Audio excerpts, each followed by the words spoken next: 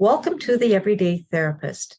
I'm Dr. Deb, and this is my channel where we talk about everything having to do with psychology, both from a research point of view and a clinical point of view. And I have been talking for the last couple of times about trauma. Well, we're going to continue to talk about trauma because it is a very important topic in terms of people's psychological well-being. Now, in the previous episode, I discussed about the hypothalamus pituitary adrenal axis, HPA. And that is very important in terms of how we deal with stress. Hypothalamus produces a certain kind of hormone, which then triggers the pituitary to release certain hormones that then cause the adrenal glands to release certain kinds of hormones. And you can go back to the previous video to check that all out.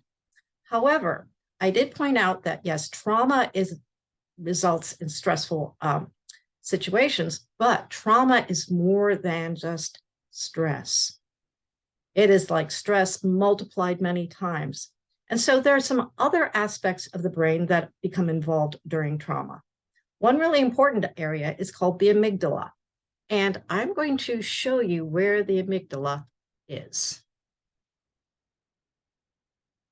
Here we go. Now, the amygdala, there are two of them on each side of the brain, and they are about the size of an almond. And in fact, the word amygdala comes from the ancient Greek, amygdalae, that means almond. And the amygdala are areas of neurons that are very specific. They are involved with emotional learning and visual processing, and they respond in terms of stress and trauma by releasing certain hormones themselves. So in the first video, I talked about the various kinds of responses that one has in a traumatic situation: fight, flight, freeze, and collapse. Well, the hormones that are produced by the pituitary gland, namely the adrenocortical hormones, such as adrenaline and noradrenaline, they exist to help you be ready to flee or fight in a traumatic situation. Now, the amygdala release endorphins. Now, endorphins are considered to be sort of feel-good chemicals, in that they make a person feel relaxed and sort of pulled away from situations, sort of depersonalized, basically. And the brain releases endorphins when it thinks that the traumatic situation is going to cause major pain or death. And so it releases it so the body is prepared to just feel calm, comfortable, and potentially collapse, be ready for that collapse. Now, knowing this is very important because sometimes we can take in outside elements that will bind to the same receptors as the endorphins do. And those outside elements are opioids, such as Oxycontin or heroin or those sorts of things. Those bind to the same cells as do the endorphins. So when we discuss trauma and addiction, knowing that will be very important. Just for a little heads up on that, for example, there was a research study done a few years ago looking at how, I'm going to stop share for now, looking at how veterans who had been diagnosed with PTSD compared to veterans who had not been diagnosed with PTSD when shown scenes of battle and other sorts of traumatic situations. The veterans who had been diagnosed with PTSD, post-traumatic stress disorder, their endorphin level was much greater after watching those traumatic scenes than the veterans who had not been so diagnosed. So what that implies is in a traumatic situation, the brain is likely to produce endorphins to help the human manage through the situation. And the amygdala is, again, here's our brain model from the first episode. The amygdala is in the mammalian part of the brain. So it starts functioning before the cerebral cortex, or the more human part of the brain, starts to work. I also mentioned that the amygdala, in addition to producing endorphins, is responsible for emotional memory and the coding of visual things. So in a traumatic situation, which is very emotional, many times that trauma is remembered only as a picture or a series of pictures without any words attached. And we call these flashbulb memories. They are different than your standard kind of memory. And in the future, I'll be addressing that as well. So initially, this episode was going to focus on the firing and wiring of neurons together to make some basic units and why that is important when we talk about trauma. So let me share my screen again, and I will bring up a picture of your basic neuron. Hold on, please bear with me while I the right picture. Okay, here's a neuron, a picture of a neuron. Sorry that I'm bringing up other people's pictures, but I don't draw very well. So I would rather just have somebody else's picture shown to you. So here's a neuron. And if we look at it, we have the nucleus of the neuron. Here's the whole cell body plus the what's called the axon. And the neuron has these things called dendrites, and the dendrites will connect with other neurons through their ends down here. They will have what are called synapses, which are the dendrites with these little ends called the axon terminals, and there will be a little space between this neuron and the next one, and that's called a synapse. Now, when a neuron fires, it's an electrical function, and it will fire and it'll go down the axon, and then there'll be a chemical change between the two neurons, and the next neuron will fire. And in a situation, neurons will connect. Say, for example, you're learning to tie your shoes.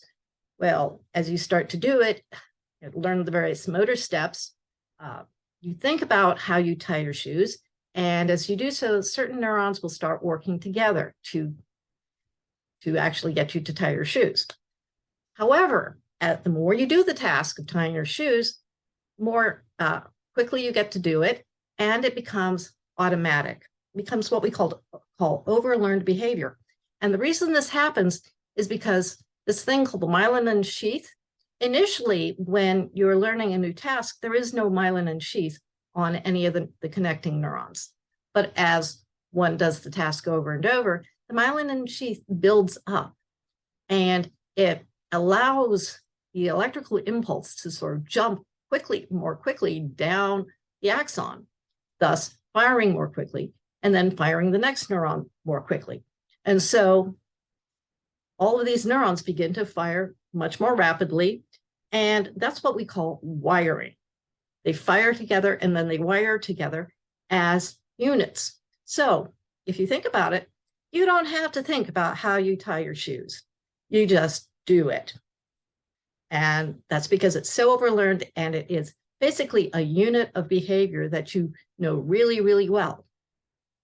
Now, things in our environment can basically trigger how we behave in certain situations. For example, if you're out grocery shopping, for example, and I'm going to give an example from something that just happened today. I went to the grocery store. I see somebody I know. I immediately say, "Hi, how are you?"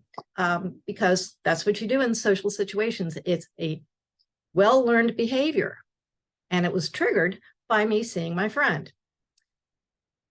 So that's a pretty simple example. But the thing is, in a trauma situation, after the trauma has happened, a person may replay those pictures and emotions over and over in his or her mind, to the point that those fears and phobias become wired together.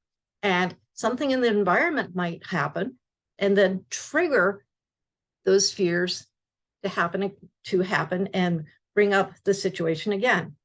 For example, somebody was bitten by a dog, and became very much concerned about possibly being bitten again.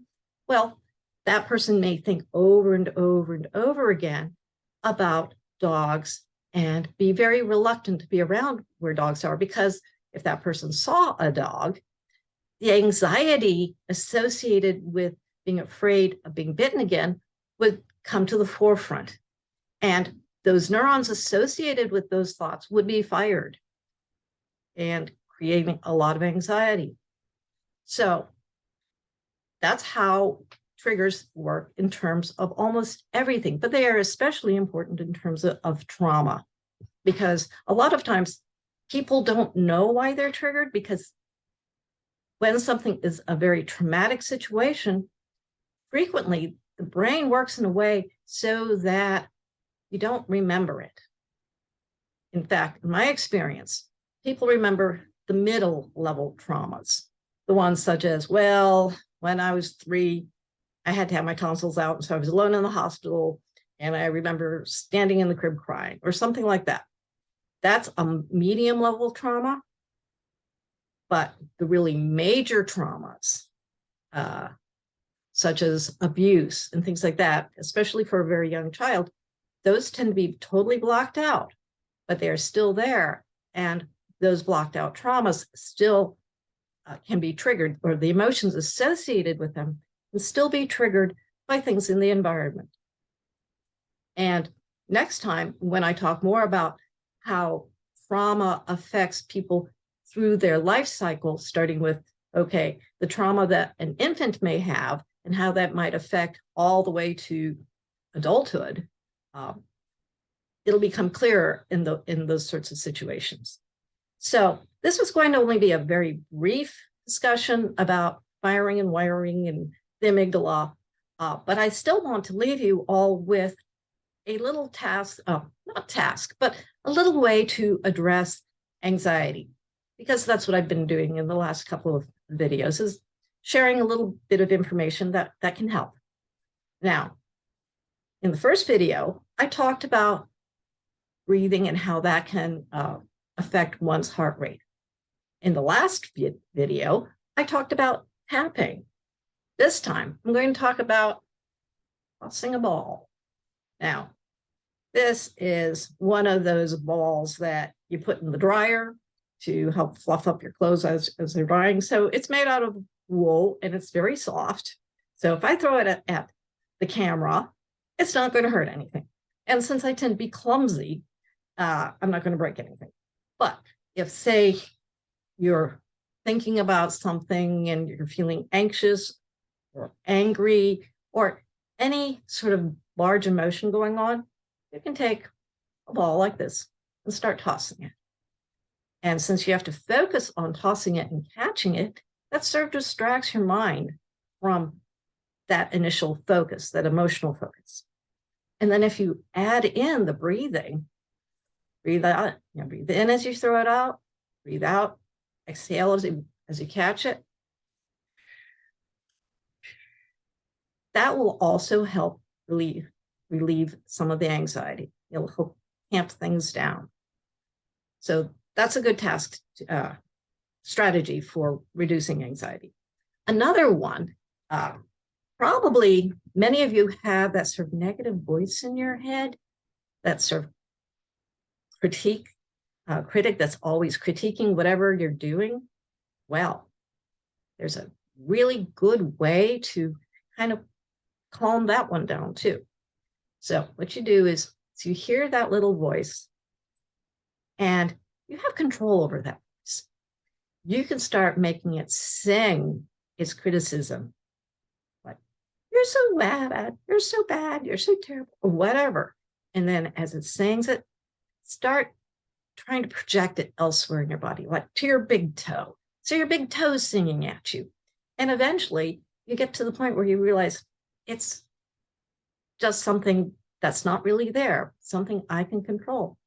So that's another little tactic you can use. So as I said, for the next time, I'm going to be talking more about trauma and its effects on people at different ages of when it occurs. So if this information has been useful, please give it a like, subscribe if you wish. And if you have friends or family members who could benefit from this kind of information, please pass it along. And so I'll see you the next time. Bye now.